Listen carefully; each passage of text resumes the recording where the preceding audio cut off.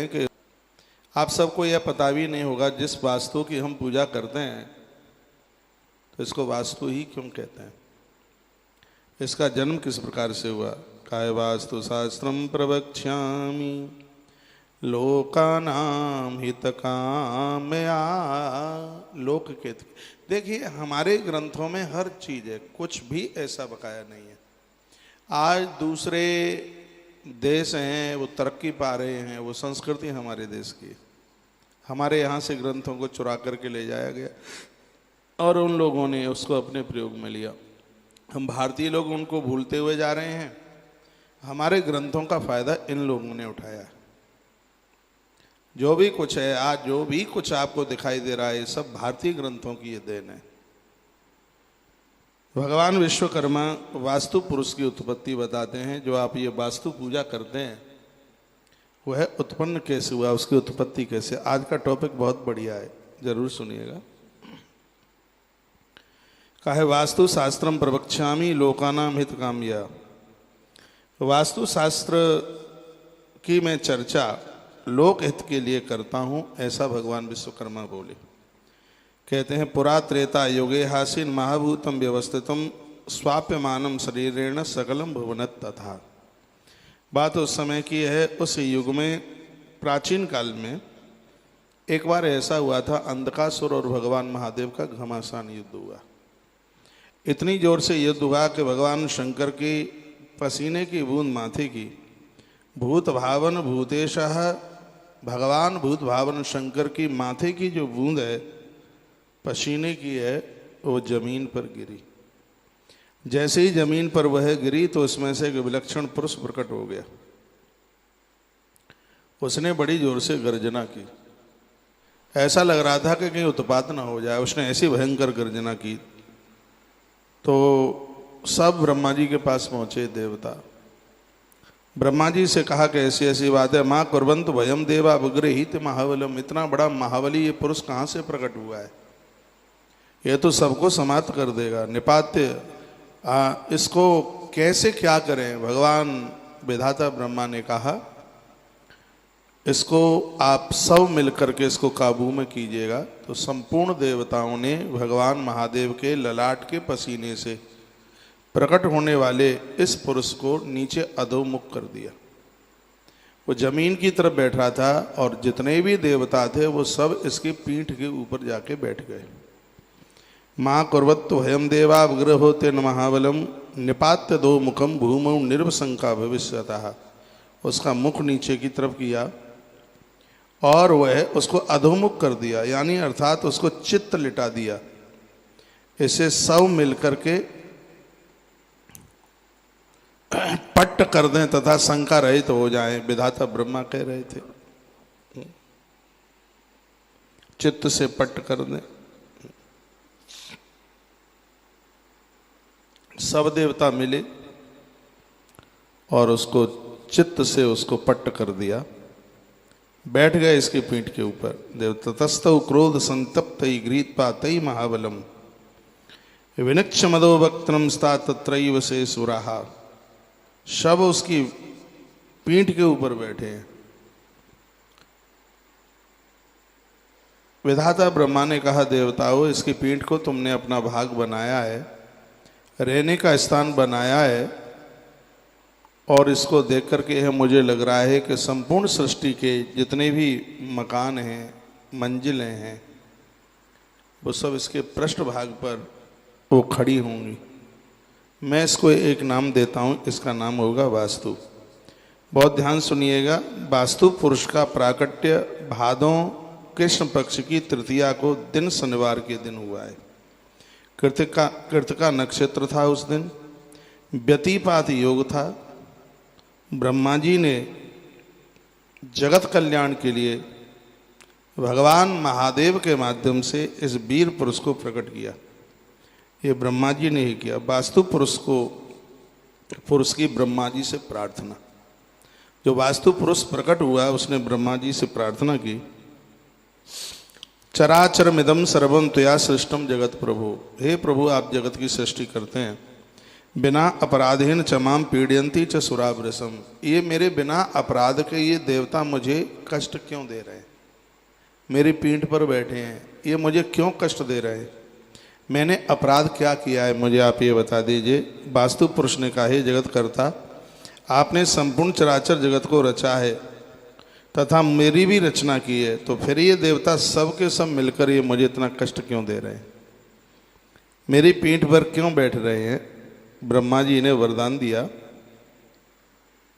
कहा वरम तस्मई ददौ प्रीतो ब्रह्मा लोक पितामह, ग्रामे वा नगरे वापि दुर्गे वा पतने पिबः, प्रसादे वा प्रियापाम च जलोत्थाने तथैव च यस्वान् पूर्वयेत् मर्तो मोक्षा वास्तु नरस्य वै, अश्रियमृतमाप्नोति विघ्न तस्य पदे पदे वास्त पूजा कुर्वाणस्तत्हारो भविष्यति। जो भी कोई नल प्याऊ बनवाएगा उसमें तुम्हारी पूजा होगी, मकान बनवाएगा, जीर्णोद्धार कराएगा, मठ मंदिर देवालय बनेंगे, गांव बसाए जाएंगे, दुर्ग किले बनाए जाएंगे, उसमें पूजा सबसे पहले तुम्हारी होगी।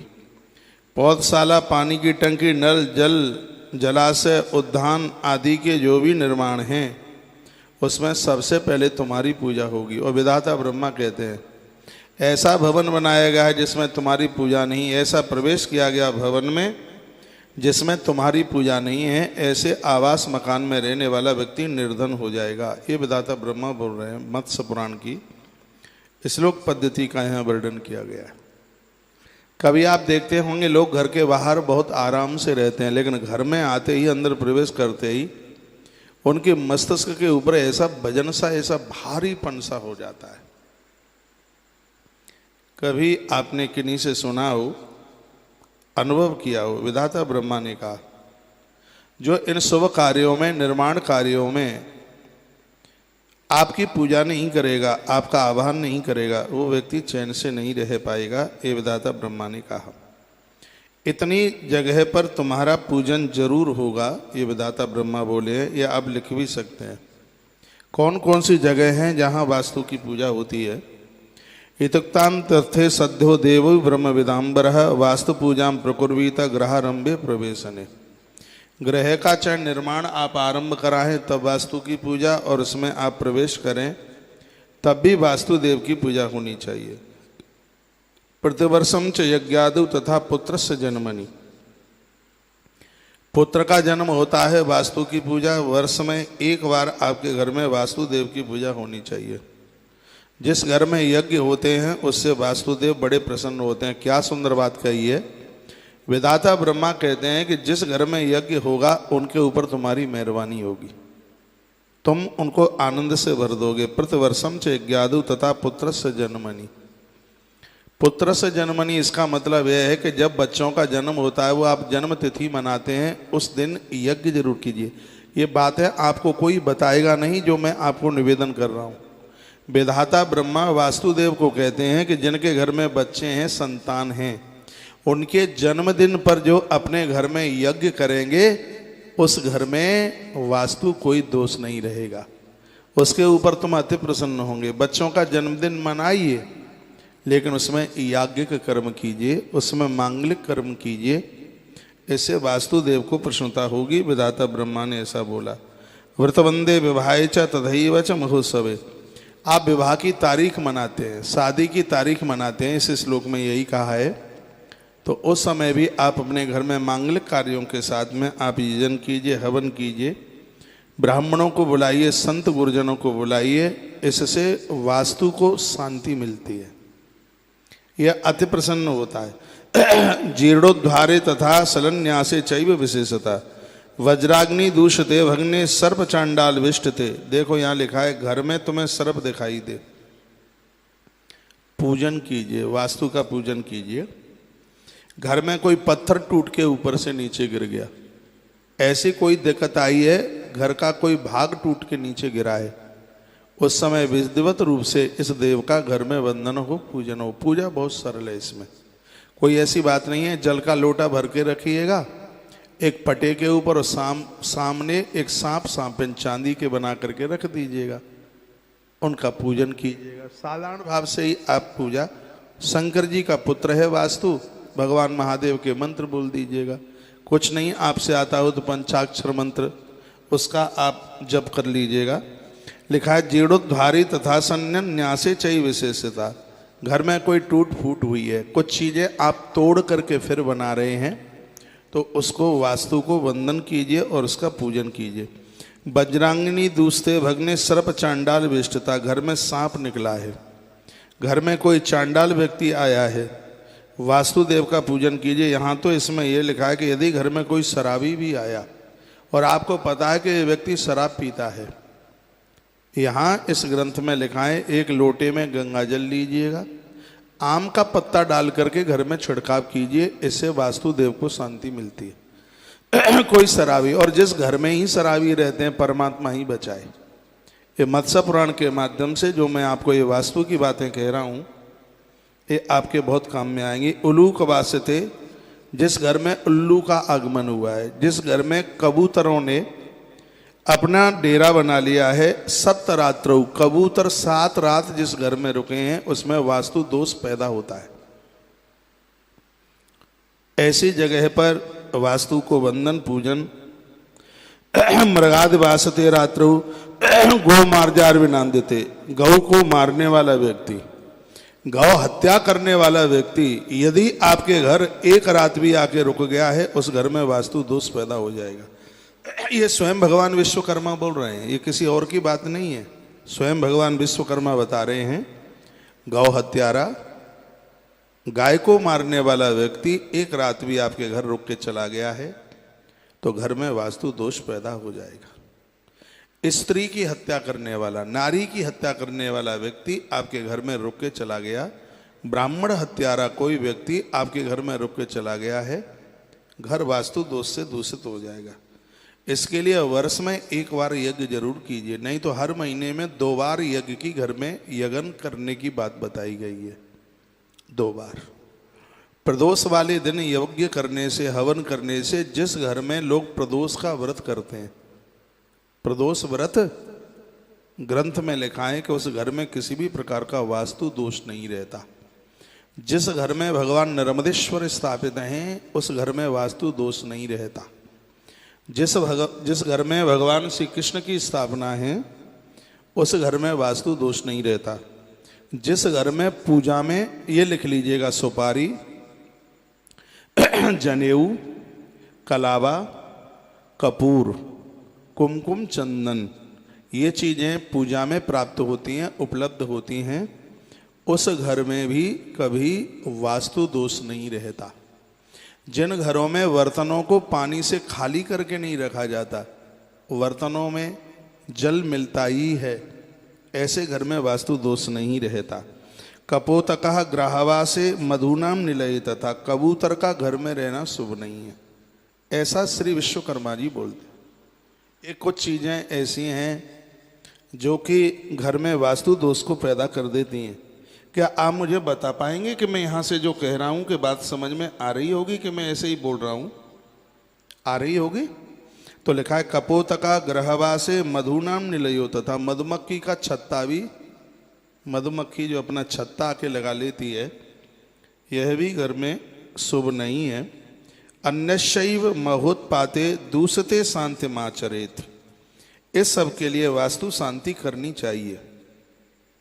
और सुन लीजिए, यदि घर पर आकाशीय बिजली गिर जाए, घर टूट फूट जाए, दूषित हो जाए, सर्पों की अधिकता होने पर, गौ घातक गौमांस भक्षी घर में प्रवेश करने पर, उल्लुओं के रहने पर, 7 दिन तक लगातार कौए का बसेरा घर में रहने पर, घर में रात्रि में पालतू पशु या गाय के रोने का शब्द सुनकर, गौ माता रोए, सियार आदि बोले, बिल्ली आदि की रोने की आवाज, इसलिए बिल्ली पालना ठीक नहीं है। हाँ, ठीक नहीं है। ये वास्तु के इस ग्रंथ में कहा है कि जिस घर में बिल्ली रोती है वहां पर वास्तु दोष लग जाता है। घर में स्त्रियों का नित्य कलह करना, घर में कबूतरों का वास हो जाना, मधुमक्खियों का छत्ता लग जाना, ये इतनी सी स्थिति बनती है, वहां वास्तु शांति अवश्य करानी चाहिए।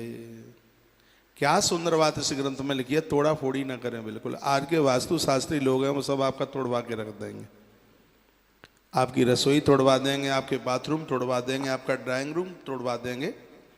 मेरे पास इतना सुंदर ग्रंथ है जिसमें वास्तु की बातों का वर्णन है, उसमें का कुछ भी तोड़ने की जरूरत नहीं है। बस थोड़ी इतनी सी सावधानी कर लीजिएगा। पूजा पाठ क्या लगता है, आप 8 दिन में 15 दिन में महीने में एक बार अपने घर में आहुति डाल ले, यज्ञ कर ले, प्रदोष का व्रत घर में कोई भी कर ले। इतनी सी चीज़ें 5-4 चीज़ें मैंने आपको बताई हैं। कपूर घर में मिले, सुपारी मिले, कलावा मिले, घर में जनेऊ मिले, यज्ञोपवीत मिले, रोली चंदन मिले, ये सब चीज़ों से घर में वास्तु दोष नहीं रहता। जिस घर में माँ तुलसी को रोपित किया गया है उस घर में भी वास्तु दोष नहीं रहता। इसी ग्रंथ में लिखा है। जिस घर में भगवान महादेव को बिठाया है, सालराम भगवान को बिठाया है, भगवान श्री कृष्ण की स्थापना जिस घर में है उस घर में भी वास्तु दोष नहीं रहता। जिस घर में गौ माता को चंदिया निकलती है उस घर में भी किसी भी प्रकार का वास्तु दोष नहीं रहता। ऐसा यहाँ पुराण के अंतर्गत ये लिखा हुआ है। एक बार जयकारा लगाएं, बोलिए बांके बिहारी लाल की, हनुमान जी महाराज की जय। जय श्री राधे, जय जय श्री राधे, जय जय श्री राधे। वास्तुदेव का स्थान है हमेशा ईशान कोण में होता है। कभी भी आप धरती का पूजन करते हैं तो वो पूजन पूरब और उत्तर का जो कोना है, पूरब मान लिया जाए ये मेरे सामने, और उत्तर मान लो ये, तो उत्तर और पूरब का जो कोना है वो वास्तुदेव का स्थान है। कभी भी आप गृह निर्माण करते हैं या गृह प्रवेश करते हैं तो पूरब और उत्तर के कोने में इस देव की पूजा होती है। वो चीजें बताई गई हैं, सुन लीजिए। जमीन का चयन करना है, और ये कहकर आज मैं बात को विराम लूंगा। कैसी जगह पर आप मकान बनाएं तो उसका वर्णन किया है। अर्थात संप्रवक्ष्यामि लोकानां हितकाम्यया, लोक के हित के लिए 4 तरह की जमीन बताई, 4 रंग की जमीन।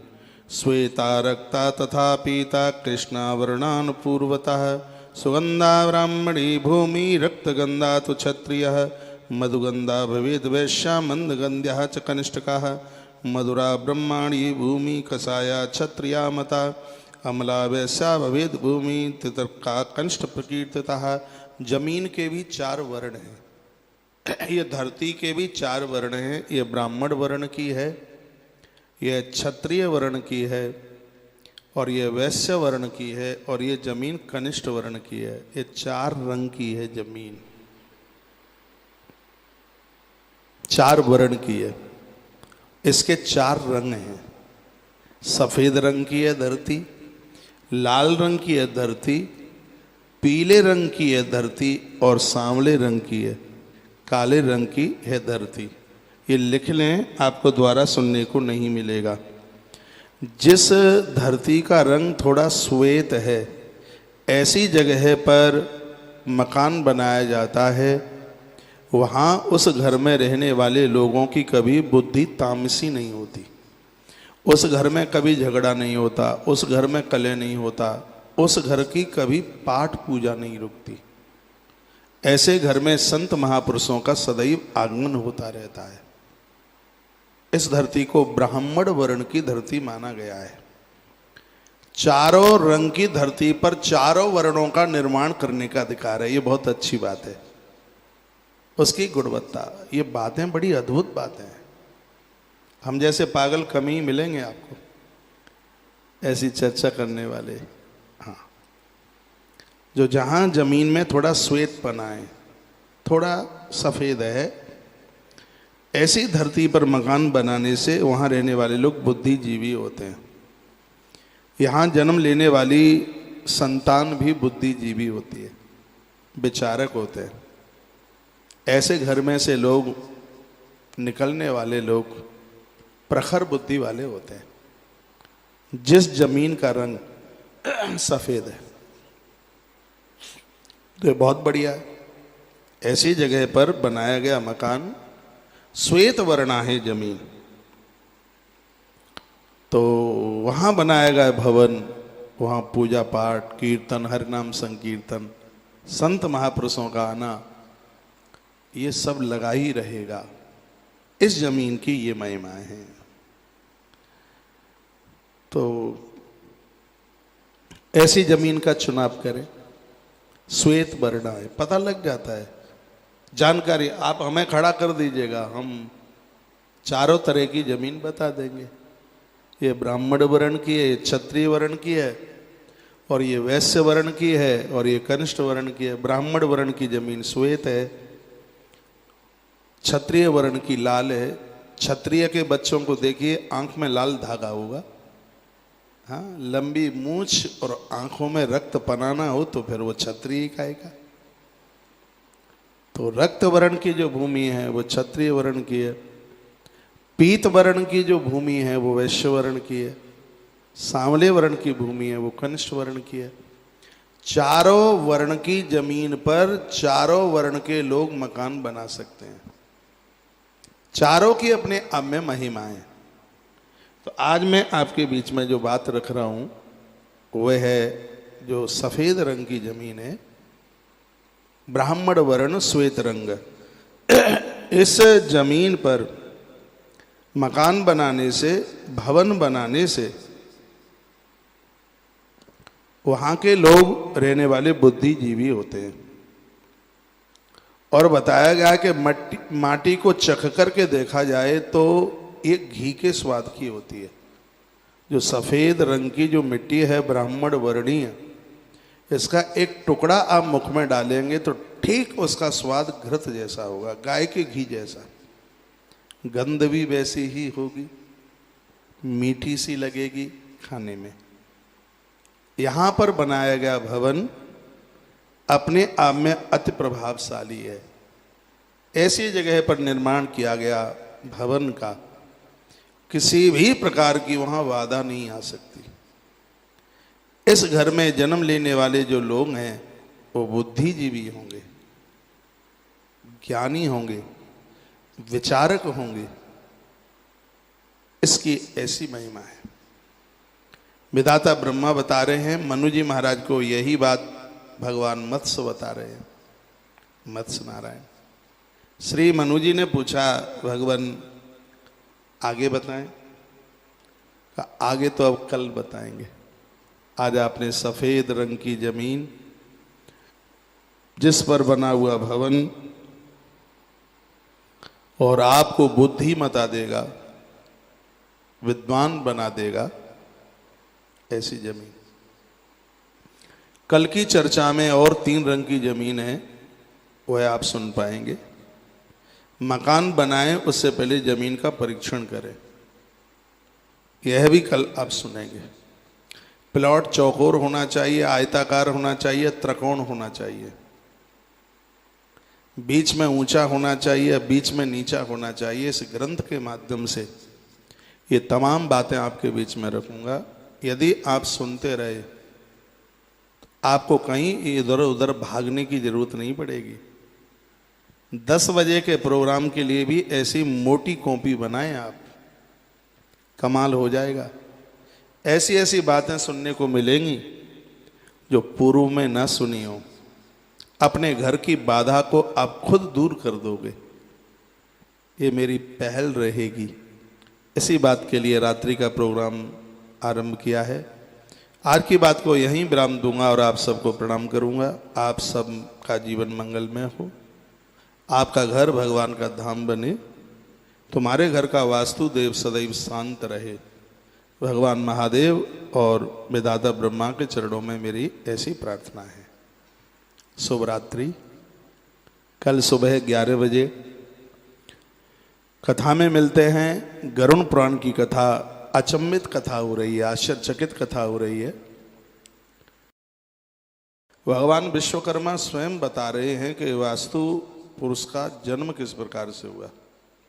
आप सबको यह पता भी नहीं होगा, जिस वास्तु की हम पूजा करते हैं तो इसको वास्तु ही क्यों कहते हैं, इसका जन्म किस प्रकार से हुआ। काय वास्तु शास्त्रम प्रवक्ष्यामि लोकानाम हितकामया।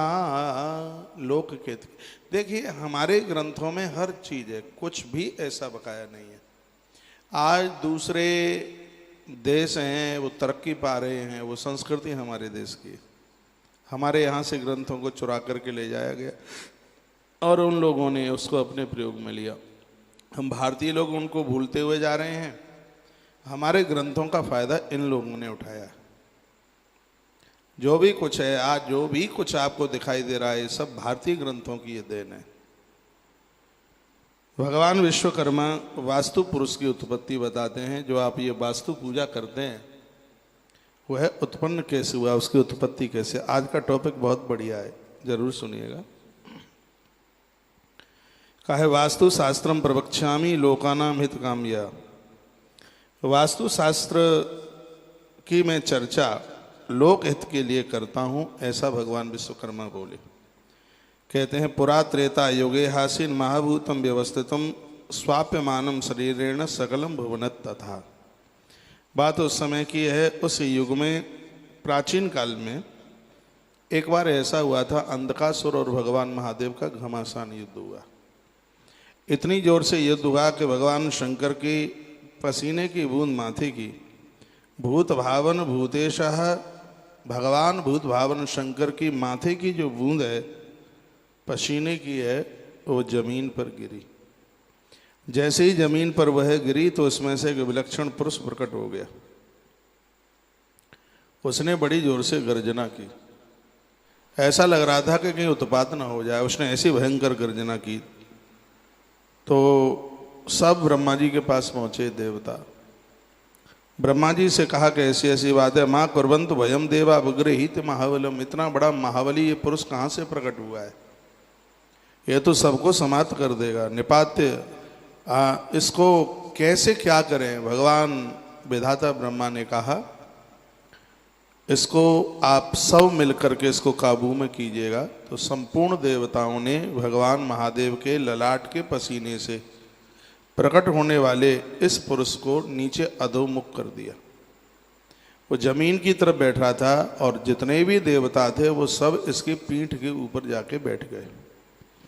माँ कुर्वत्तु हयम देवा विग्रह होते न महाबलम निपात्य दो मुखम भूमौ निर्वशंका भविष्यतः। उसका मुख नीचे की तरफ किया और वह उसको अधोमुख कर दिया, यानी अर्थात उसको चित्त लिटा दिया। इसे सब मिलकर के पट्ट कर दें तथा शंका रहित हो जाएं, विधाता ब्रह्मा कह रहे थे। चित्त से पट्ट कर दें।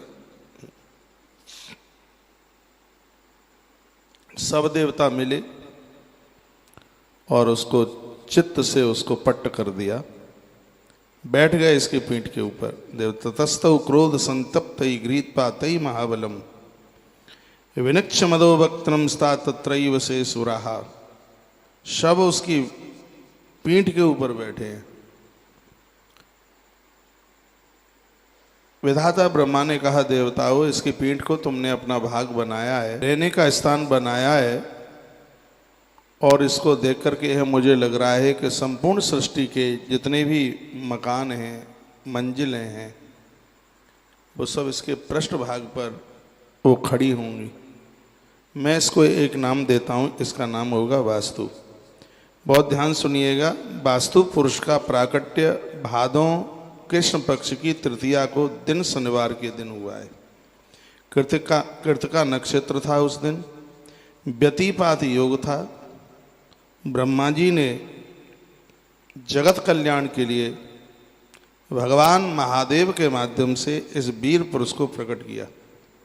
ये ब्रह्मा जी ने ही किया। वास्तु पुरुष की ब्रह्मा जी से प्रार्थना। जो वास्तु पुरुष प्रकट हुआ उसने ब्रह्मा जी से प्रार्थना की, चराचरमिदं सर्वं त्वया सृष्टम जगत प्रभु। हे प्रभु, आप जगत की सृष्टि करते हैं, बिना अपराधेन चमाम पीड़यंती च सुरावृसम। ये मेरे बिना अपराध के ये देवता मुझे कष्ट क्यों दे रहे हैं, मेरी पीठ पर बैठे हैं, ये मुझे क्यों कष्ट दे रहे हैं? मैंने अपराध क्या किया है, मुझे आप ये बता दीजिए। वास्तु पुरुष ने कहा, हे जगत कर्ता, आपने संपूर्ण चराचर जगत को रचा है तथा मेरी भी रचना की है, तो फिर ये देवता सब के सब मिलकर ये मुझे इतना कष्ट क्यों दे रहे हैं? मेरी पीठ पर क्यों बैठ रहे हैं? ब्रह्मा जी ने वरदान दिया, कहा, वरम तस्मै ददौ प्रीतो ब्रह्मा लोक पितामह, ग्रामे वा नगरे वापि दुर्गे वा पतने पिबः, प्रसादे वा प्रियापाम च जलोत्थाने तथैव च, यस्वान् पूर्वयेत् मर्तो मोक्षा वास्तु नरस्य वै, आश्रयमृतमाप्नोति विघ्न तस्य पदे पदे, वास्तु पूजाम कुर्वाणस्तत्हारो भविष्यति। जो भी कोई नल प्याऊ बनवाएगा उसमें तुम्हारी पूजा होगी, मकान बनवाएगा, जीर्णोद्धार कराएगा, मठ मंदिर देवालय बनेंगे, गांव बसाए जाएंगे, दुर्ग किले बनाए जाएंगे, उसमें पूजा सबसे पहले तुम्हारी होगी। पौधशाला, पानी की टंकी, नल जल, जलाशय, उद्यान आदि के जो भी निर्माण हैं उसमें सबसे पहले तुम्हारी पूजा होगी। और विधाता ब्रह्मा कहते हैं, ऐसा भवन बनाया गया है जिसमें तुम्हारी पूजा नहीं, ऐसा प्रवेश किया गया भवन में जिसमें तुम्हारी पूजा नहीं है, ऐसे आवास मकान में रहने वाला व्यक्ति निर्धन हो जाएगा। ये विधाता ब्रह्मा बोल रहे हैं। मत्स्य पुराण की श्लोक पद्धति का यहाँ वर्णन किया गया है। कभी आप देखते होंगे लोग घर के बाहर बहुत आराम से रहते हैं, लेकिन घर में आते ही, अंदर प्रवेश करते ही उनके मस्तिष्क के ऊपर ऐसा वजन सा, ऐसा भारीपन सा हो जाता है। कभी आपने किन्हीं से सुना हो, अनुभव किया हो, विधाता ब्रह्मा ने कहा, जो इन शुभ कार्यों में, निर्माण कार्यों में आपकी पूजा नहीं करेगा, आपका आह्वान नहीं करेगा, वो व्यक्ति चैन से नहीं रह पाएगा। ये विधाता ब्रह्मा ने कहा। इतनी जगह पर तुम्हारा पूजन जरूर होगा, ये विधाता ब्रह्मा बोले हैं। ये आप लिख भी सकते हैं कौन कौन सी जगह हैं जहाँ वास्तु की पूजा होती है। इतुक्तान तथे सद्यो देवो ब्रह्म विदाम्बरः, वास्तु पूजा प्रकुर्वीत ग्रहारंभे प्रवेशने। ग्रह का चाहे निर्माण आप आरंभ कराएं तब वास्तु की पूजा, और उसमें आप प्रवेश करें तब भी वास्तुदेव की पूजा होनी चाहिए। प्रतिवर्षम च यज्ञादु तथा पुत्रस्य जन्मनि, पुत्र का जन्म होता है, वास्तु की पूजा। वर्ष में एक बार आपके घर में वास्तुदेव की पूजा होनी चाहिए। जिस घर में यज्ञ होते हैं उससे वास्तुदेव बड़े प्रसन्न होते हैं। क्या सुंदर बात कही है। वेदाता ब्रह्मा कहते हैं कि जिस घर में यज्ञ होगा उनके ऊपर तुम्हारी मेहरबानी होगी, तुम उनको आनंद से भर दोगे। प्रतिवर्षम च यज्ञादु तथा पुत्र से जन्मनि, पुत्र से जन्मनि इसका मतलब यह है कि जब बच्चों का जन्म होता है, वो आप जन्म तिथि मनाते हैं, उस दिन यज्ञ जरूर कीजिए। ये बात है आपको कोई बताएगा नहीं, जो मैं आपको निवेदन कर रहा हूँ। वेदाता ब्रह्मा वास्तुदेव को कहते हैं कि जिनके घर में बच्चे हैं, संतान हैं, उनके जन्मदिन पर जो अपने घर में यज्ञ करेंगे उस घर में वास्तु कोई दोष नहीं रहेगा, उसके ऊपर तुम अति प्रसन्न होंगे। बच्चों का जन्मदिन मनाइए, लेकिन उसमें याज्ञिक कर्म कीजिए, उसमें मांगलिक कर्म कीजिए, इससे वास्तुदेव को प्रसन्नता होगी। विधाता ब्रह्मा ने ऐसा बोला। व्रतवंदे विवाहे च तथैव च महोत्सवे, आप विवाह की तारीख मनाते हैं, शादी की तारीख मनाते हैं, इस श्लोक में यही कहा है। तो उस समय भी आप अपने घर में मांगलिक कार्यों के साथ में आप यजन कीजिए, हवन कीजिए, ब्राह्मणों को बुलाइए, संत गुरुजनों को बुलाइए, इससे वास्तु को शांति मिलती है, यह अति प्रसन्न होता है। जीर्णोद्धारे तथा सलन्यासे चैव विशेषता, वज्राग्नि दूषते भग्ने सर्प चांडाल विष्टते। देखो यहाँ लिखा है घर में तुम्हें सर्प दिखाई दे, पूजन कीजिए, वास्तु का पूजन कीजिए। घर में कोई पत्थर टूट के ऊपर से नीचे गिर गया, ऐसी कोई दिक्कत आई है, घर का कोई भाग टूट के नीचे गिरा है, उस समय विधिवत रूप से इस देव का घर में वंदन हो, पूजन हो। पूजा बहुत सरल है, इसमें कोई ऐसी बात नहीं है। जल का लोटा भर के रखिएगा एक पटे के ऊपर, और सामने एक सांप चांदी के बना करके रख दीजिएगा, उनका पूजन कीजिएगा। साधारण भाव से ही आप पूजा, शंकर जी का पुत्र है वास्तु, भगवान महादेव के मंत्र बोल दीजिएगा। कुछ नहीं आपसे आता हो तो पंचाक्षर मंत्र, उसका आप जप कर लीजिएगा। लिखा है जीर्णोद्धारी तथा सन्न्यासे चई विशेषता, घर में कोई टूट फूट हुई है, कुछ चीज़ें आप तोड़ करके फिर बना रहे हैं, तो उसको वास्तु को वंदन कीजिए और उसका पूजन कीजिए।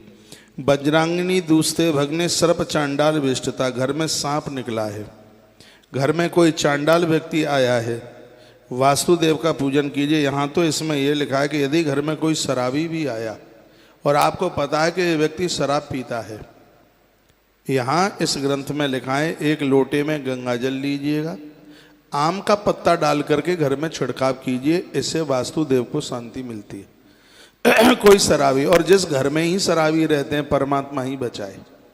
ये मत्स्य पुराण के माध्यम से जो मैं आपको ये वास्तु की बातें कह रहा हूँ, ये आपके बहुत काम में आएंगी। उल्लू वास्ते, जिस घर में उल्लू का आगमन हुआ है, जिस घर में कबूतरों ने अपना डेरा बना लिया है, सप्तरात्रौ, कबूतर 7 रात जिस घर में रुके हैं उसमें वास्तु दोष पैदा होता है। ऐसी जगह पर वास्तु को वंदन पूजन। मृगाद वासते रात्रौ गौ मार्जार विनांदते, गौ को मारने वाला व्यक्ति, गौ हत्या करने वाला व्यक्ति यदि आपके घर एक रात भी आके रुक गया है, उस घर में वास्तु दोष पैदा हो जाएगा।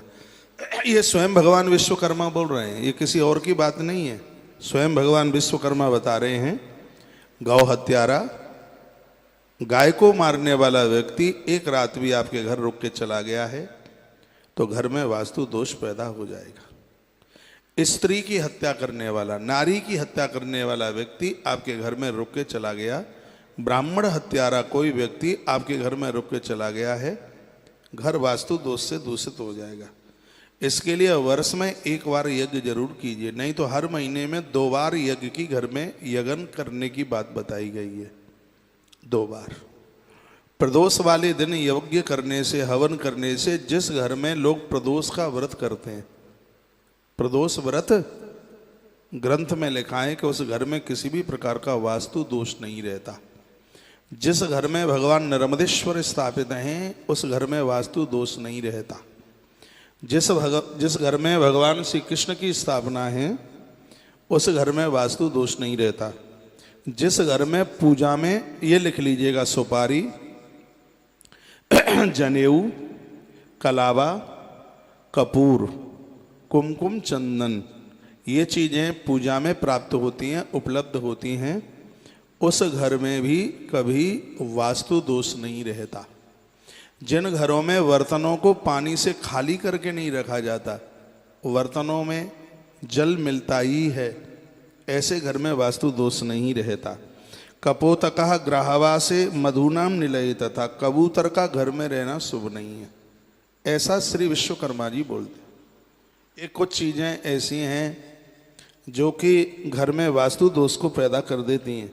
क्या आप मुझे बता पाएंगे कि मैं यहाँ से जो कह रहा हूँ कि बात समझ में आ रही होगी कि मैं ऐसे ही बोल रहा हूँ? आ रही होगी? तो लिखा है कपोतका ग्रहवासे मधुनाम निलयो, तथा मधुमक्खी का छत्ता भी, मधुमक्खी जो अपना छत्ता आके लगा लेती है, यह भी घर में शुभ नहीं है।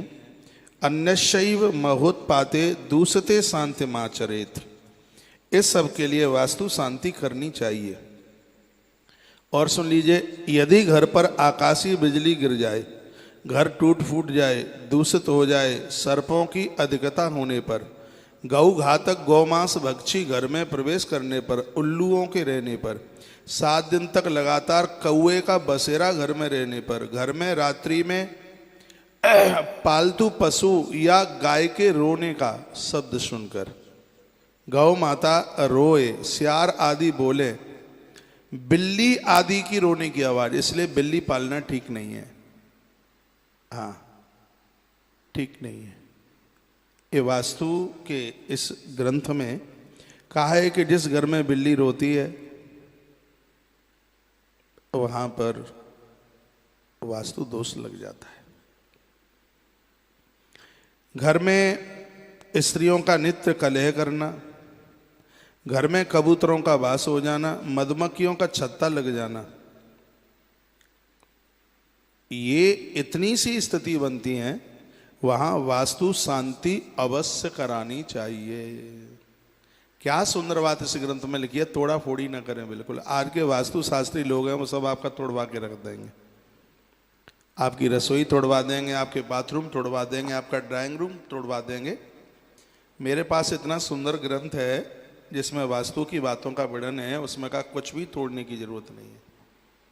बस थोड़ी इतनी सी सावधानी कर लीजिएगा। पूजा पाठ क्या लगता है, आप 8 दिन में, 15 दिन में, महीने में एक बार अपने घर में आहुति डाल ले, यज्ञ कर ले, प्रदोष का व्रत घर में कोई भी कर ले।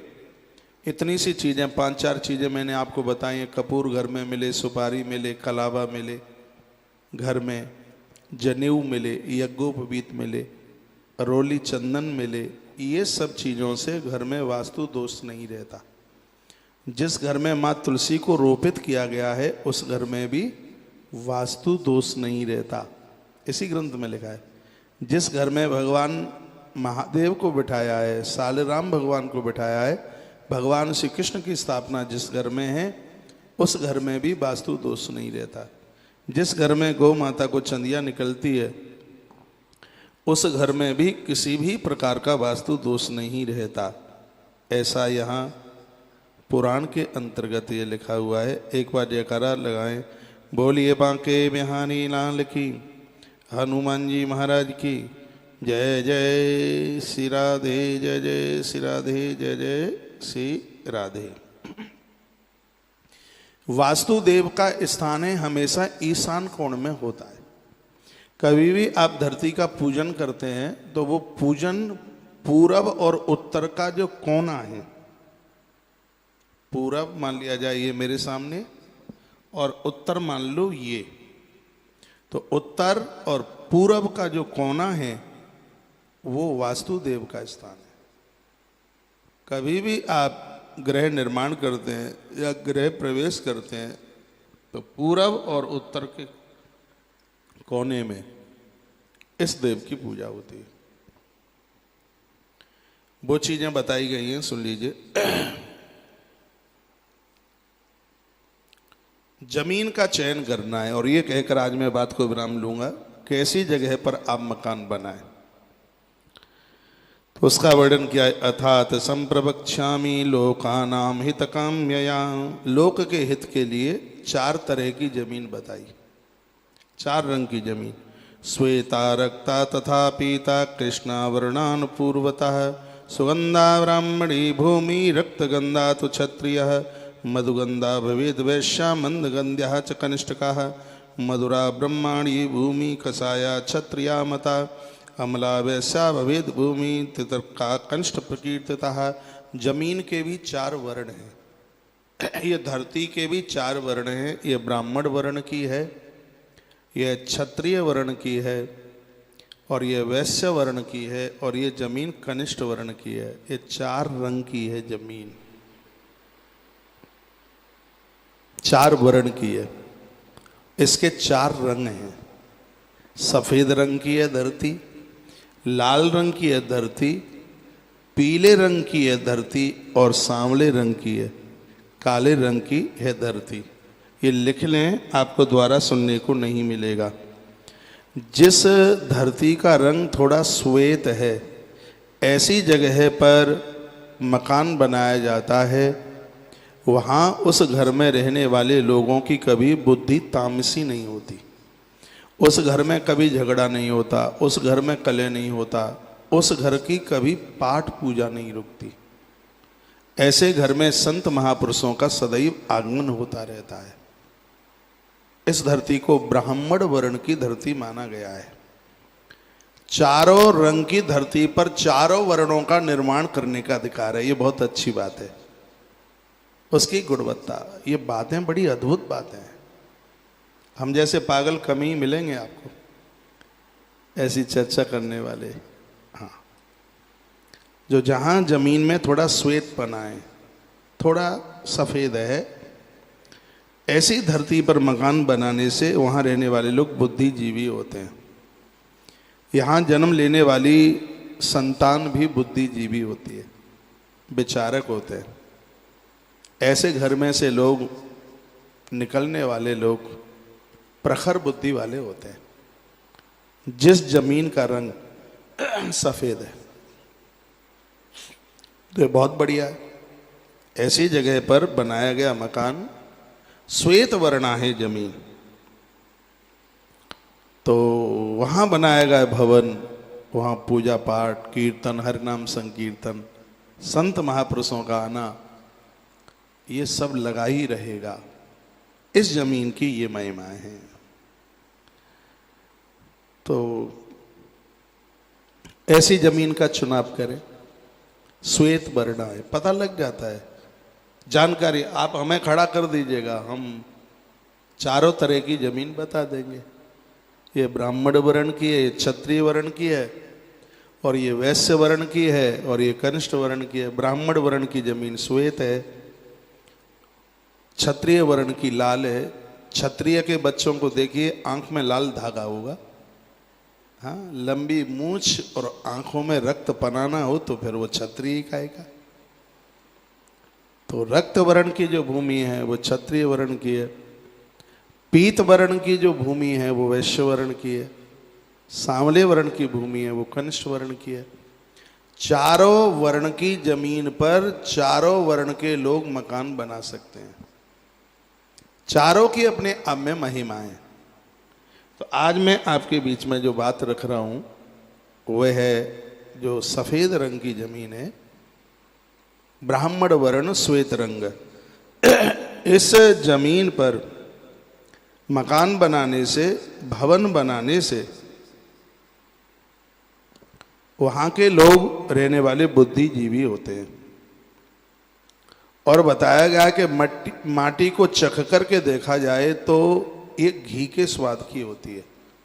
जो सफेद रंग की जो मिट्टी है ब्राह्मण वर्णीय, इसका एक टुकड़ा आप मुख में डालेंगे तो ठीक उसका स्वाद घृत जैसा होगा, गाय के घी जैसा। गंध भी वैसी ही होगी, मीठी सी लगेगी खाने में। यहां पर बनाया गया भवन अपने आप में अति प्रभावशाली है।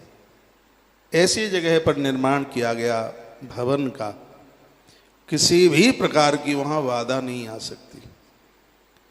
इस घर में जन्म लेने वाले जो लोग हैं वो बुद्धिजीवी होंगे, ज्ञानी होंगे, विचारक होंगे। इसकी ऐसी महिमा है।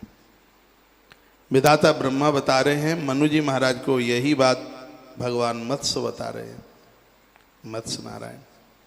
श्री मनु जी ने पूछा, भगवान आगे बताएं?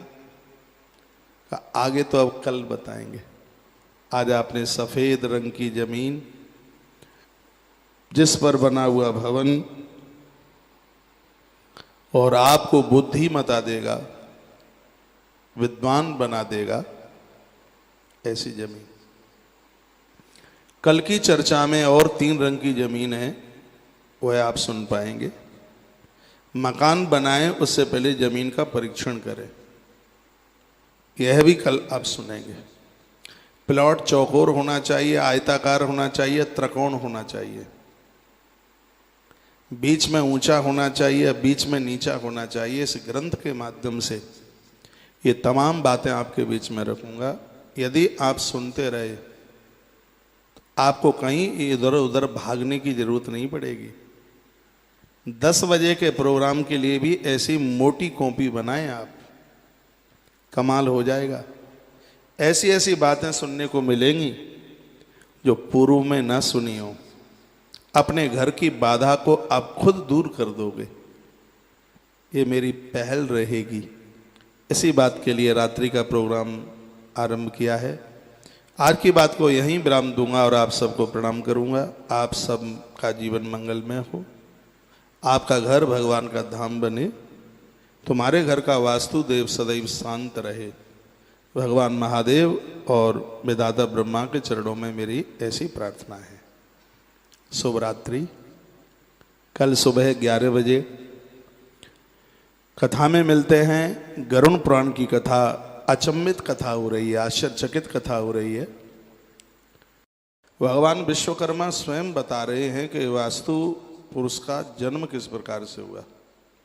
आप सबको यह पता भी नहीं होगा, जिस वास्तु की हम पूजा करते हैं तो इसको वास्तु ही क्यों कहते हैं, इसका जन्म किस प्रकार से हुआ। काय वास्तु शास्त्रम प्रवक्ष्यामि लोकानाम हितकामया। लोक के देखिए हमारे ग्रंथों में हर चीज है, कुछ भी ऐसा बकाया नहीं है।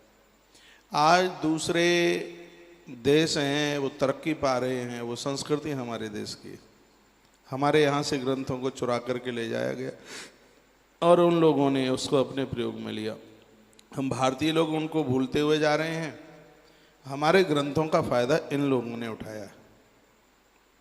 जो भी कुछ है आज, जो भी कुछ आपको दिखाई दे रहा है, ये सब भारतीय ग्रंथों की ये देन है। भगवान विश्वकर्मा वास्तु पुरुष की उत्पत्ति बताते हैं। जो आप ये वास्तु पूजा करते हैं वह उत्पन्न कैसे हुआ, उसकी उत्पत्ति कैसे। आज का टॉपिक बहुत बढ़िया है, जरूर सुनिएगा।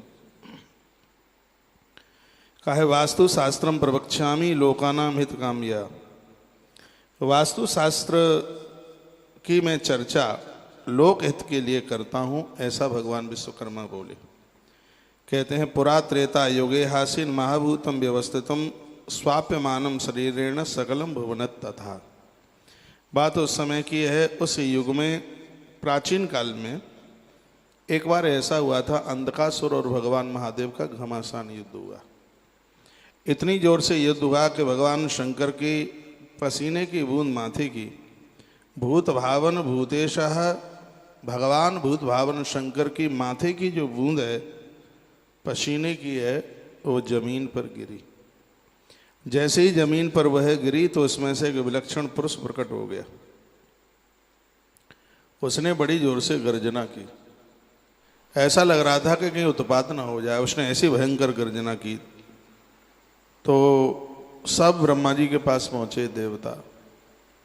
ब्रह्मा जी से कहा कि ऐसी ऐसी बात है। माँ कुर्वंत भयम देवा विग्रहित महाबलम। इतना बड़ा महाबली ये पुरुष कहाँ से प्रकट हुआ है, ये तो सबको समाप्त कर देगा। निपात्य इसको कैसे क्या करें। भगवान विधाता ब्रह्मा ने कहा इसको आप सब मिलकर के इसको काबू में कीजिएगा। तो संपूर्ण देवताओं ने भगवान महादेव के ललाट के पसीने से प्रकट होने वाले इस पुरुष को नीचे अधोमुख कर दिया। वो जमीन की तरफ बैठ रहा था और जितने भी देवता थे वो सब इसकी पीठ के ऊपर जाके बैठ गए। माँ कुर्वत्तु भयम देवा विग्रहो तेन महाबलम निपात्य दो मुखम भूमौ निर्वशंका भविष्यतः। उसका मुख नीचे की तरफ किया और वह उसको अधोमुख कर दिया, यानी अर्थात उसको चित्त लिटा दिया।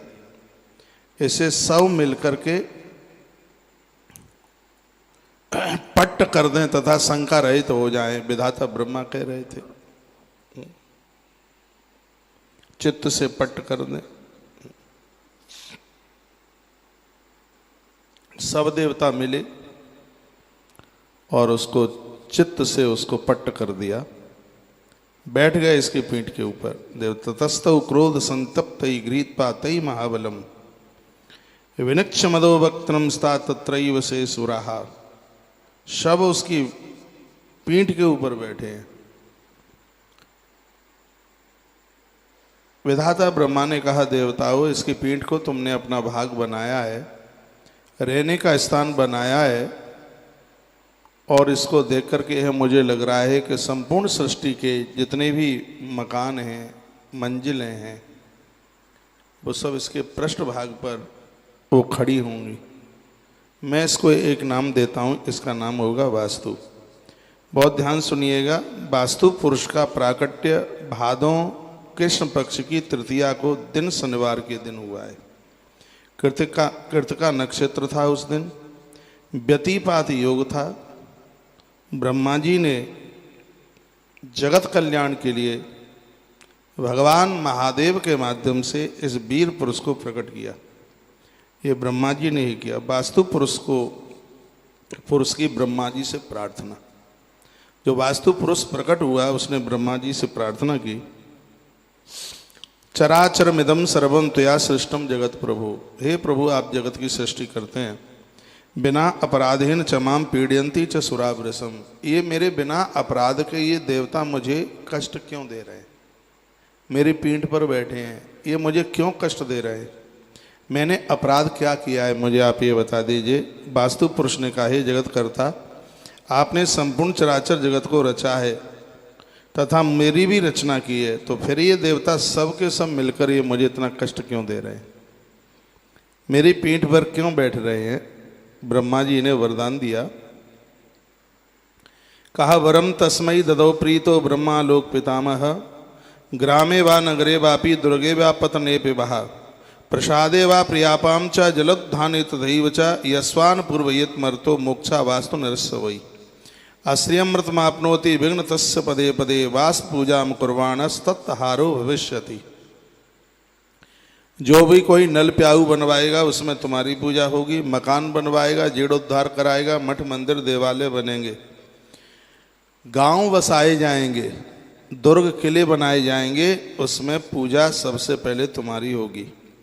पौधशाला, पानी की टंकी, नल जल, जलाशय, उद्यान आदि के जो भी निर्माण हैं उसमें सबसे पहले तुम्हारी पूजा होगी। और विधाता ब्रह्मा कहते हैं ऐसा भवन बनाया गया है जिसमें तुम्हारी पूजा नहीं, ऐसा प्रवेश किया गया भवन में जिसमें तुम्हारी पूजा नहीं है, ऐसे आवास मकान में रहने वाला व्यक्ति निर्धन हो जाएगा। ये विधाता ब्रह्मा बोल रहे हैं। मत्स्य पुराण की श्लोक पद्धति का यहाँ वर्णन किया गया है। कभी आप देखते होंगे लोग घर के बाहर बहुत आराम से रहते हैं, लेकिन घर में आते ही, अंदर प्रवेश करते ही उनके मस्तिष्क के ऊपर ऐसा वजन सा, ऐसा भारीपन सा हो जाता है। कभी आपने किन्हीं से सुना हो, अनुभव किया हो, विधाता ब्रह्मा ने कहा जो इन शुभ कार्यों में, निर्माण कार्यों में आपकी पूजा नहीं करेगा, आपका आह्वान नहीं करेगा, वो व्यक्ति चैन से नहीं रह पाएगा। ये विधाता ब्रह्मा ने कहा। इतनी जगह पर तुम्हारा पूजन जरूर होगा, ये विधाता ब्रह्मा बोले हैं। ये आप लिख भी सकते हैं कौन कौन सी जगह हैं जहाँ वास्तु की पूजा होती है। इतुक्तांतर्थे सद्यो देवो ब्रह्म विदाम्बरः, वास्तु पूजा प्रकुर्वीत ग्रहारंभे प्रवेशने। ग्रह का चरण निर्माण आप आरंभ कराएं तब वास्तु की पूजा, और उसमें आप प्रवेश करें तब भी वास्तुदेव की पूजा होनी चाहिए। प्रतिवर्षम च यज्ञादु तथा पुत्रस्य जन्मनि, पुत्र का जन्म होता है, वास्तु की पूजा। वर्ष में एक बार आपके घर में वास्तुदेव की पूजा होनी चाहिए। जिस घर में यज्ञ होते हैं उससे वास्तुदेव बड़े प्रसन्न होते हैं। क्या सुंदर बात कही है। विधाता ब्रह्मा कहते हैं कि जिस घर में यज्ञ होगा उनके ऊपर तुम्हारी मेहरबानी होगी, तुम उनको आनंद से भर दोगे। प्रतिवर्षम च यज्ञादु तथा पुत्र से जन्मनि, पुत्र से जन्मनि इसका मतलब यह है कि जब बच्चों का जन्म होता है, वो आप जन्म तिथि मनाते हैं, उस दिन यज्ञ जरूर कीजिए। ये बात है आपको कोई बताएगा नहीं, जो मैं आपको निवेदन कर रहा हूँ।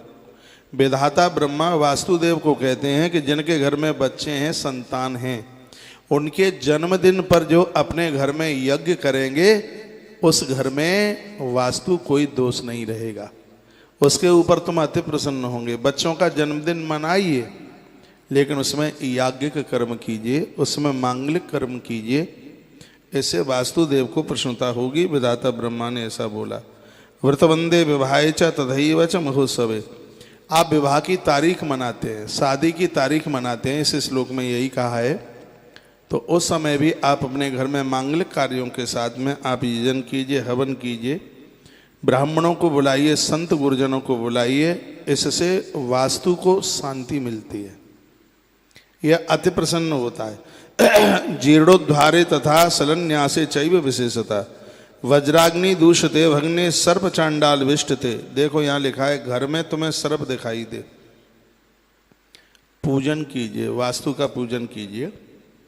घर में कोई पत्थर टूट के ऊपर से नीचे गिर गया, ऐसी कोई दिक्कत आई है, घर का कोई भाग टूट के नीचे गिरा है, उस समय विधिवत रूप से इस देव का घर में वंदन हो, पूजन हो। पूजा बहुत सरल है, इसमें कोई ऐसी बात नहीं है। जल का लोटा भर के रखिएगा एक पटे के ऊपर, और सामने एक सांपिन चांदी के बना करके रख दीजिएगा, उनका पूजन कीजिएगा। साधारण भाव से ही आप पूजा, शंकर जी का पुत्र है वास्तु, भगवान महादेव के मंत्र बोल दीजिएगा।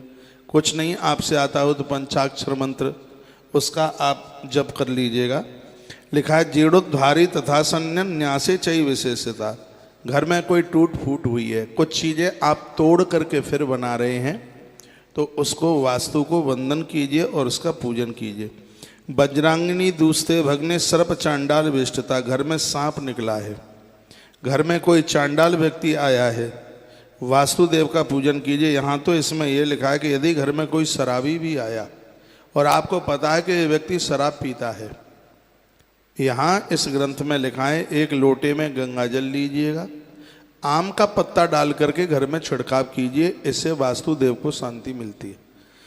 कोई शराबी, और जिस घर में ही शराबी रहते हैं परमात्मा ही बचाए।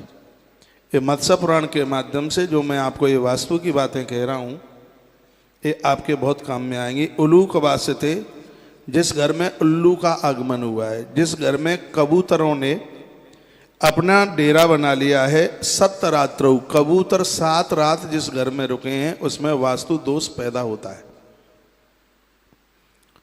ऐसी जगह पर वास्तु को वंदन पूजन। मृगाद वासते रात्रौ गौ मार्जार विनांदते, गौ को मारने वाला व्यक्ति, गौ हत्या करने वाला व्यक्ति यदि आपके घर एक रात भी आके रुक गया है, उस घर में वास्तु दोष पैदा हो जाएगा। ये स्वयं भगवान विश्वकर्मा बोल रहे हैं, ये किसी और की बात नहीं है।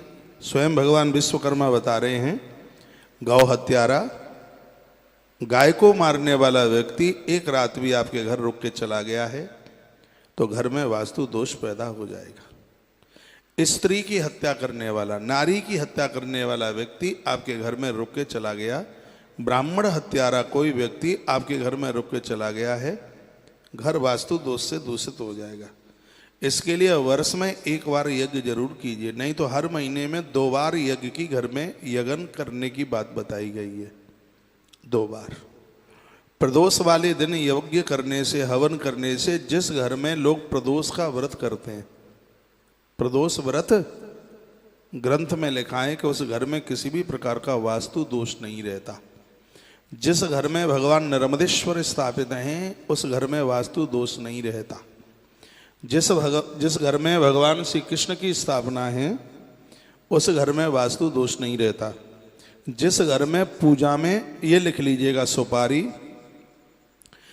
जनेऊ, कलावा, कपूर, कुमकुम, चंदन, ये चीज़ें पूजा में प्राप्त होती हैं, उपलब्ध होती हैं, उस घर में भी कभी वास्तु दोष नहीं रहता।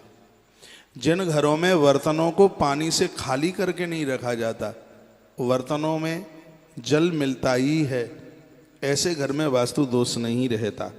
कपोतकः ग्राहवासे मधुनाम निलय, तथा कबूतर का घर में रहना शुभ नहीं है, ऐसा श्री विश्वकर्मा जी बोलते।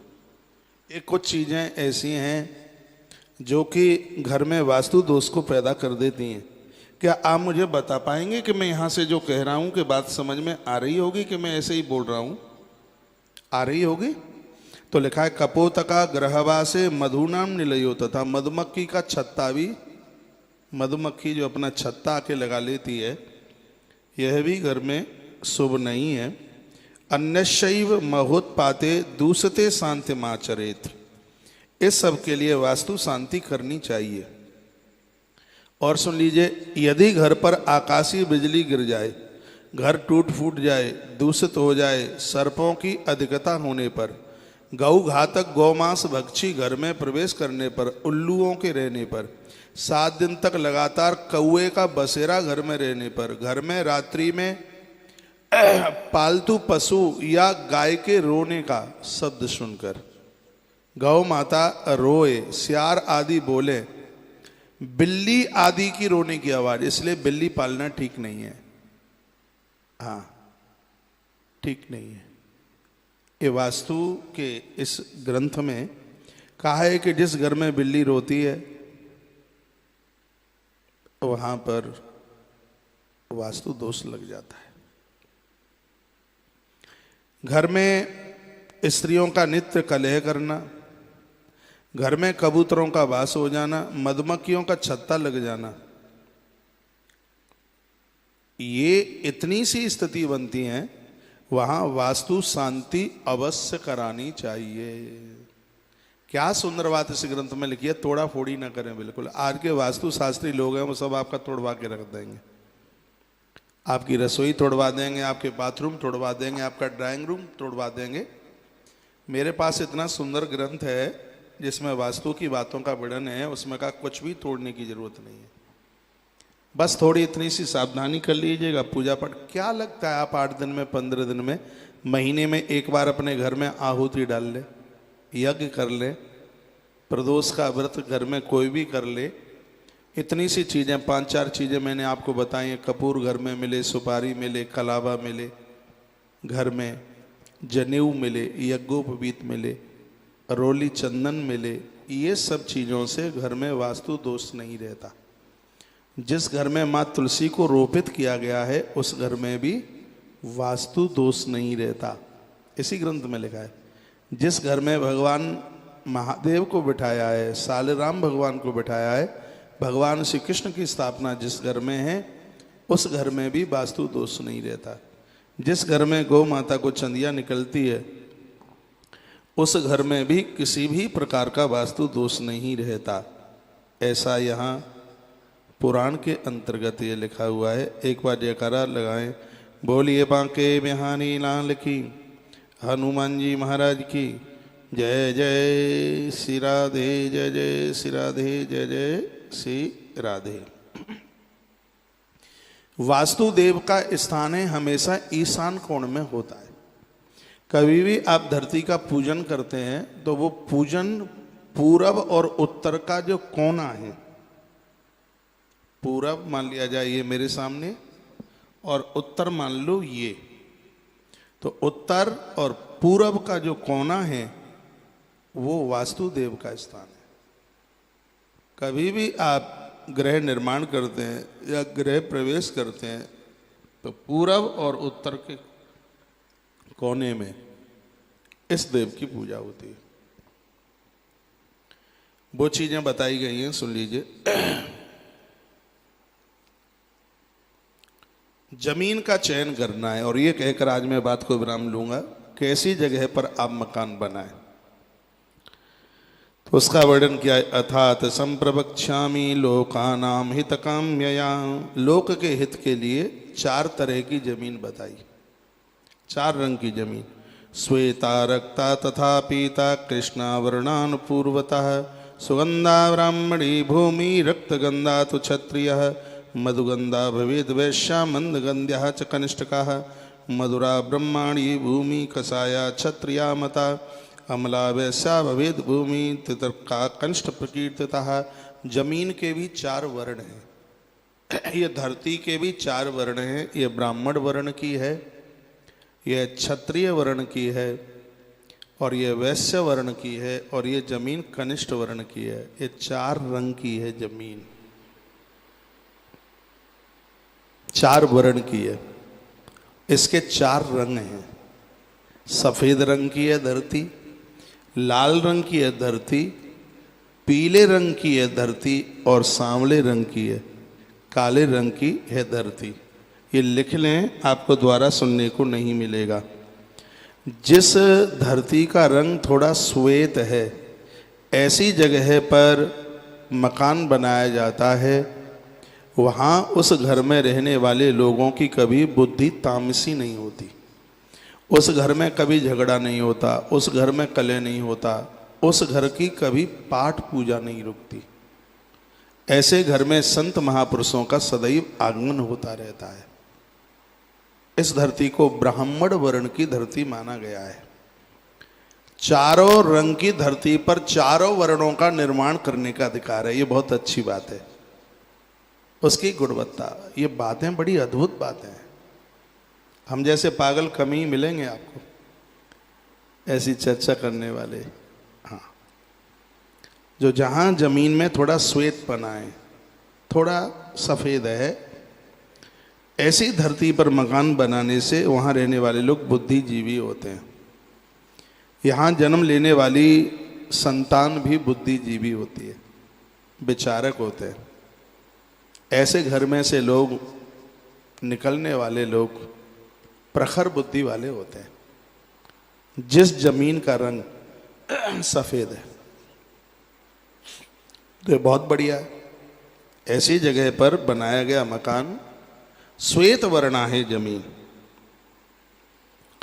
तो वहाँ बनाया गया भवन वहाँ पूजा पाठ, कीर्तन, हरिनाम संकीर्तन, संत महापुरुषों का आना, ये सब लगा ही रहेगा। इस जमीन की ये महिमाएं हैं। तो ऐसी जमीन का चुनाव करें, श्वेत वर्ण है, पता लग जाता है, जानकारी। आप हमें खड़ा कर दीजिएगा, हम चारों तरह की जमीन बता देंगे। ये ब्राह्मण वर्ण की है, ये क्षत्रिय वर्ण की है, और ये वैश्य वर्ण की है, और ये कनिष्ठ वर्ण की है। ब्राह्मण वर्ण की जमीन श्वेत है, क्षत्रिय वर्ण की लाल है। क्षत्रिय के बच्चों को देखिए, आंख में लाल धागा होगा, हाँ, लंबी मूछ और आंखों में रक्त पनाना हो तो फिर वो क्षत्रिय कहेगा। तो रक्त वर्ण की जो भूमि है वो क्षत्रिय वर्ण की है। पीत वर्ण की जो भूमि है वो वैश्य वर्ण की है। सांवले वर्ण की भूमि है वो कनिष्ठ वर्ण की है। चारों वर्ण की जमीन पर चारों वर्ण के लोग मकान बना सकते हैं। चारों की अपने आप में महिमा है। तो आज मैं आपके बीच में जो बात रख रहा हूं वह है जो सफेद रंग की जमीन है, ब्राह्मण वर्ण श्वेत रंग। इस जमीन पर मकान बनाने से, भवन बनाने से वहां के लोग रहने वाले बुद्धिजीवी होते हैं। और बताया गया कि माटी को चख करके देखा जाए तो एक घी के स्वाद की होती है। जो सफेद रंग की जो मिट्टी है ब्राह्मण वर्णीय, इसका एक टुकड़ा आप मुख में डालेंगे तो ठीक उसका स्वाद घृत जैसा होगा, गाय के घी जैसा। गंध भी वैसी ही होगी, मीठी सी लगेगी खाने में। यहां पर बनाया गया भवन अपने आप में अति प्रभावशाली है।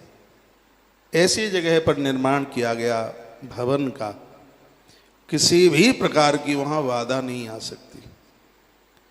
इस घर में जन्म लेने वाले जो लोग हैं वो बुद्धिजीवी होंगे, ज्ञानी होंगे, विचारक होंगे। इसकी ऐसी महिमा है।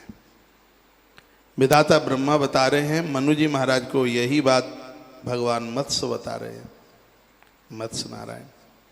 श्री मनु जी ने पूछा, भगवान आगे बताएं? आगे तो अब कल बताएंगे। आज आपने सफेद रंग की जमीन जिस पर बना हुआ भवन और आपको बुद्धिमता देगा, विद्वान बना देगा, ऐसी जमीन। कल की चर्चा में और 3 रंग की जमीन है, वह आप सुन पाएंगे। मकान बनाएं उससे पहले जमीन का परीक्षण करें, यह भी कल आप सुनेंगे। प्लॉट चौकोर होना चाहिए, आयताकार होना चाहिए, त्रिकोण होना चाहिए, बीच में ऊंचा होना चाहिए, बीच में नीचा होना चाहिए। इस ग्रंथ के माध्यम से ये तमाम बातें आपके बीच में रखूंगा। यदि आप सुनते रहे आपको कहीं इधर उधर भागने की जरूरत नहीं पड़ेगी। 10 बजे के प्रोग्राम के लिए भी ऐसी मोटी कॉपी बनाएं आप, कमाल हो जाएगा। ऐसी ऐसी बातें सुनने को मिलेंगी जो पूर्व में ना सुनी हो। अपने घर की बाधा को आप खुद दूर कर दोगे, ये मेरी पहल रहेगी। इसी बात के लिए रात्रि का प्रोग्राम आरंभ किया है। आज की बात को यहीं विराम दूंगा और आप सबको प्रणाम करूंगा। आप सब का जीवन मंगलमय हो, आपका घर भगवान का धाम बने, तुम्हारे घर का वास्तुदेव सदैव शांत रहे। भगवान महादेव और विधाता ब्रह्मा के चरणों में मेरी ऐसी प्रार्थना है। शुभ रात्रि। कल सुबह 11 बजे कथा में मिलते हैं। गरुण पुराण की कथा, अचंभित कथा हो रही है, आश्चर्यचकित कथा हो रही है। भगवान विश्वकर्मा स्वयं बता रहे हैं कि वास्तु पुरुष का जन्म किस प्रकार से हुआ। आप सबको यह पता भी नहीं होगा, जिस वास्तु की हम पूजा करते हैं तो इसको वास्तु ही क्यों कहते हैं, इसका जन्म किस प्रकार से हुआ। काय वास्तु शास्त्रम प्रवक्ष्यामि लोकानां हितकामया। लोक के देखिए, हमारे ग्रंथों में हर चीज है, कुछ भी ऐसा बकाया नहीं है। आज दूसरे देश हैं, वो तरक्की पा रहे हैं, वो संस्कृति हमारे देश की, हमारे यहाँ से ग्रंथों को चुरा करके ले जाया गया और उन लोगों ने उसको अपने प्रयोग में लिया। हम भारतीय लोग उनको भूलते हुए जा रहे हैं। हमारे ग्रंथों का फायदा इन लोगों ने उठाया। जो भी कुछ है आज, जो भी कुछ आपको दिखाई दे रहा है, सब भारतीय ग्रंथों की ये देन है। भगवान विश्वकर्मा वास्तु पुरुष की उत्पत्ति बताते हैं। जो आप ये वास्तु पूजा करते हैं वह उत्पन्न कैसे हुआ, उसकी उत्पत्ति कैसे। आज का टॉपिक बहुत बढ़िया है, जरूर सुनिएगा। कहा है वास्तु शास्त्रम प्रवक्ष्यामि लोकानां हित काम्या। वास्तु शास्त्र की मैं चर्चा लोक हित के लिए करता हूं, ऐसा भगवान विश्वकर्मा बोले। कहते हैं पुरा त्रेता युगे हासीन महाभूतम व्यवस्थितम स्वाप्यमानम शरीरेण सकलम भुवनत तथा। बात उस समय की है, उस युग में प्राचीन काल में एक बार ऐसा हुआ था, अंधकासुर और भगवान महादेव का घमासान युद्ध हुआ।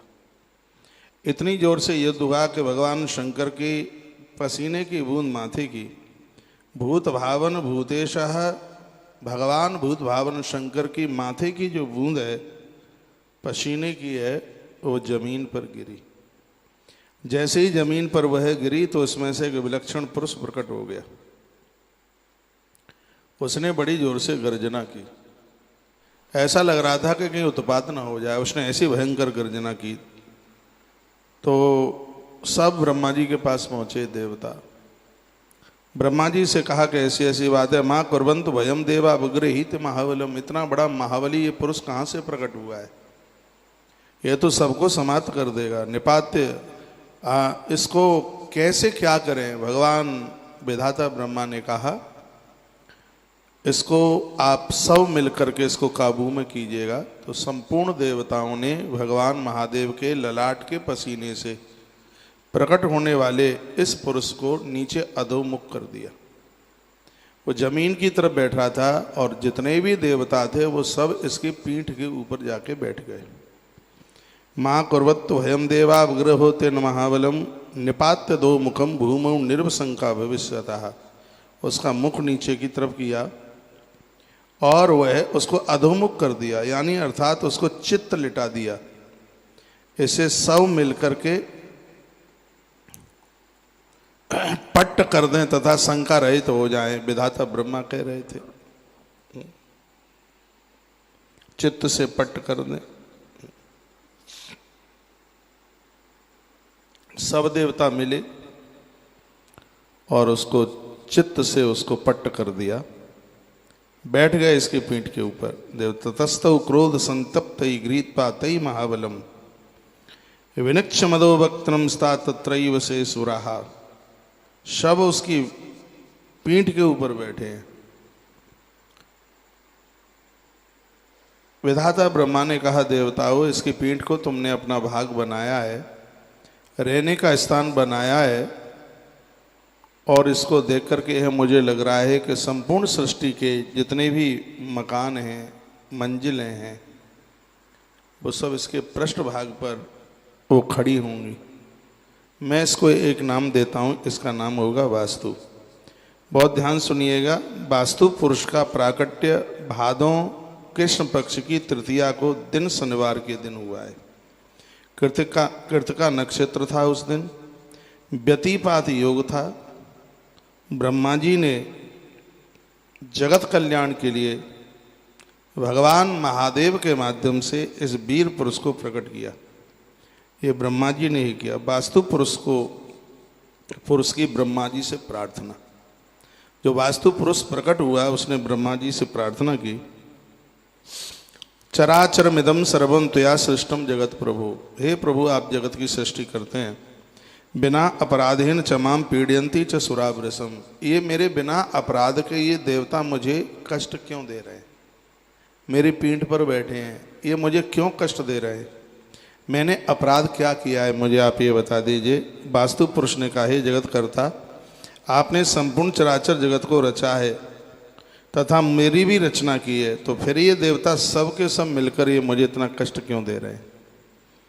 मेरी पीठ पर क्यों बैठ रहे हैं? ब्रह्मा जी इन्हें वरदान दिया। कहा वरम तस्मै ददौ प्रीतो ब्रह्मा लोक पितामह ग्रामे वा नगरे वापि दुर्गे वा पतने पिबहा प्रसादे वा प्रियापाम च जलोत्थाने तथैव च यस्वान् पूर्वयेत मर्तो मोक्षा वास्तु नरस्य वै आश्रियमृतमाप्नोति विघ्न तस्य पदे पदे वास्त पूजाम कुर्वाणस्तत्हारो भविष्यति। जो भी कोई नल प्याऊ बनवाएगा उसमें तुम्हारी पूजा होगी, मकान बनवाएगा, जीर्णोद्धार कराएगा, मठ मंदिर देवालय बनेंगे, गांव वसाए जाएंगे, दुर्ग किले बनाए जाएंगे, उसमें पूजा सबसे पहले तुम्हारी होगी। पौधशाला, पानी की टंकी, नल जल, जलाशय, उद्यान आदि के जो भी निर्माण हैं उसमें सबसे पहले तुम्हारी पूजा होगी। और विधाता ब्रह्मा कहते हैं ऐसा भवन बनाया गया है जिसमें तुम्हारी पूजा नहीं, ऐसा प्रवेश किया गया भवन में जिसमें तुम्हारी पूजा नहीं है, ऐसे आवास मकान में रहने वाला व्यक्ति निर्धन हो जाएगा। ये विधाता ब्रह्मा बोल रहे हैं। मत्स्य पुराण की श्लोक पद्धति का यहाँ वर्णन किया गया है। कभी आप देखते होंगे लोग घर के बाहर बहुत आराम से रहते हैं, लेकिन घर में आते ही, अंदर प्रवेश करते ही उनके मस्तिष्क के ऊपर ऐसा वजन सा, ऐसा भारीपन सा हो जाता है। कभी आपने किन्हीं से सुना हो, अनुभव किया हो, विधाता ब्रह्मा ने कहा जो इन शुभ कार्यों में, निर्माण कार्यों में आपकी पूजा नहीं करेगा, आपका आह्वान नहीं करेगा, वो व्यक्ति चैन से नहीं रह पाएगा। ये विधाता ब्रह्मा ने कहा। इतनी जगह पर तुम्हारा पूजन जरूर होगा, ये विधाता ब्रह्मा बोले हैं। ये आप लिख भी सकते हैं कौन कौन सी जगह हैं जहाँ वास्तु की पूजा होती है। इतुक्तान तथे सद्यो देवो ब्रह्म विदाम्बरः वास्तु पूजा प्रकुर्वीत ग्रहारंभे प्रवेशने। ग्रह का चाहे निर्माण आप आरंभ कराएं तब वास्तु की पूजा, और उसमें आप प्रवेश करें तब भी वास्तु देव की पूजा होनी चाहिए। प्रतिवर्षम च यज्ञादु तथा पुत्रस्य जन्मनि। पुत्र का जन्म होता है, वास्तु की पूजा। वर्ष में एक बार आपके घर में वास्तुदेव की पूजा होनी चाहिए। जिस घर में यज्ञ होते हैं उससे वास्तुदेव बड़े प्रसन्न होते हैं। क्या सुंदर बात कही है। विधाता ब्रह्मा कहते हैं कि जिस घर में यज्ञ होगा उनके ऊपर तुम्हारी मेहरबानी होगी, तुम उनको आनंद से भर दोगे। प्रतिवर्षम च यज्ञादु तथा पुत्रस्य जन्मनि। पुत्र से जन्मनि इसका मतलब यह है कि जब बच्चों का जन्म होता है, वो आप जन्म तिथि मनाते हैं, उस दिन यज्ञ जरूर कीजिए। ये बात है आपको कोई बताएगा नहीं, जो मैं आपको निवेदन कर रहा हूँ। विधाता ब्रह्मा वास्तुदेव को कहते हैं कि जिनके घर में बच्चे हैं, संतान हैं, उनके जन्मदिन पर जो अपने घर में यज्ञ करेंगे उस घर में वास्तु कोई दोष नहीं रहेगा, उसके ऊपर तुम अति प्रसन्न होंगे। बच्चों का जन्मदिन मनाइए, लेकिन उसमें याज्ञिक कर्म कीजिए, उसमें मांगलिक कर्म कीजिए, इससे वास्तुदेव को प्रसन्नता होगी। विधाता ब्रह्मा ने ऐसा बोला। व्रतवंदे विवाहे च तथैव च महोत्सवे। आप विवाह की तारीख मनाते हैं, शादी की तारीख मनाते हैं, इस श्लोक में यही कहा है। तो उस समय भी आप अपने घर में मांगलिक कार्यों के साथ में आप यजन कीजिए, हवन कीजिए, ब्राह्मणों को बुलाइए, संत गुरुजनों को बुलाइए, इससे वास्तु को शांति मिलती है, यह अति प्रसन्न होता है। जीर्णोद्धारे तथा सलन्यासे चैव विशेषता वज्राग्नि दूषते भग्ने सर्प चांडाल विष्टते। देखो यहाँ लिखा है घर में तुम्हें सर्प दिखाई दे, पूजन कीजिए, वास्तु का पूजन कीजिए। घर में कोई पत्थर टूट के ऊपर से नीचे गिर गया,